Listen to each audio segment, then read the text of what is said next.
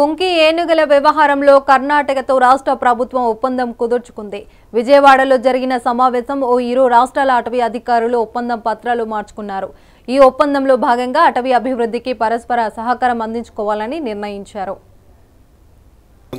Technology transfer, అలాగే ఏనుగుల శిబిరాల సంరక్షణ, పోషకాహారం, వాటి ఆరోగ్యం వంటి విషయం కర్ణాటక ప్రభుత్వం అడగగానే 8 కుంకి ఏనుగులను ఇచ్చిందని డిప్యూటీ సీఎం పవన్ కళ్యాణ్ తెలిపారు. ఏనుగుల దాడులను ఎదుర్కొనే సమర్థత కర్ణాటక ఉందని తెలిసిందన్నారు. అక్కడి ప్రభుత్వాన్ని సంప్రదించి కుంకి ఏనుగులు కావాలని కోరగా వెంటనే స్పందించి వాటిని అందజేశారని తెలిపారు. చిత్తూరు, మన్యం, శ్రీకాకుళం జిల్లాలకు వీటిని తరలించి ఏనుగుల దాడిని అరికడతామని వ్యాఖ్యానించారు.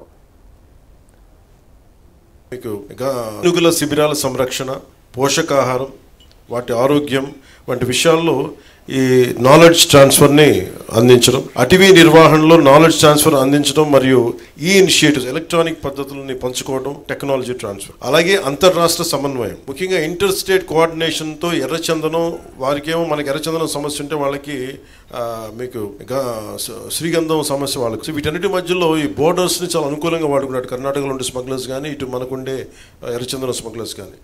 వీటన్నిటి మధ్య ఒక జాయింట్ టాస్క్ ఫోర్స్ ఒకటి పెట్టాలి. అధికారులు అక్రమ రవాణాని అడ్డుకోవాలి. అలాగే నిజంగా కనుక మనకి ఇలాంటి ఎంఓయు కనుక గత ప్రభుత్వం, వైసీపీ ప్రభుత్వం కనుక చేసిండుంటే నిజంగా మన ఎర్రచందనం, అక్కడ తరలిపోయిన ఎర్రచందనం తిరిగి మనకు వచ్చేది.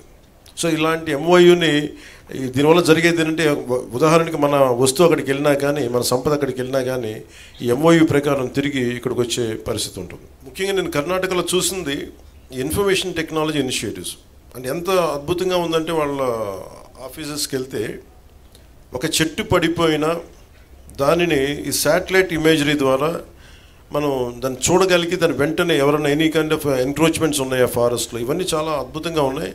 వెంటనే ఒక యాప్లో తెలిసేలాంటి ఒక ఇనిషియేటివ్స్ ఉన్నాయి.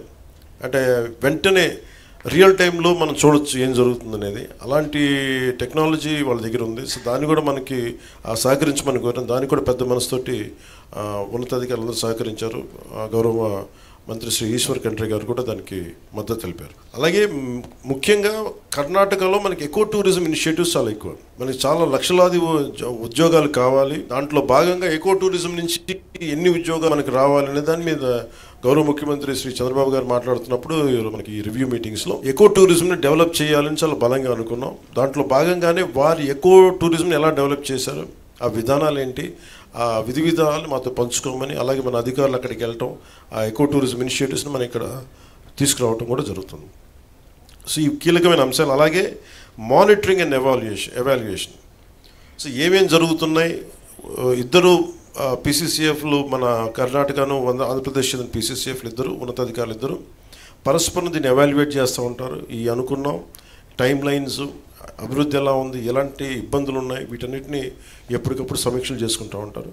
అది ఈ ఎంఓయు తాలూకు సారాంశం. ఏనుగుల శిబిరాల సంరక్షణ,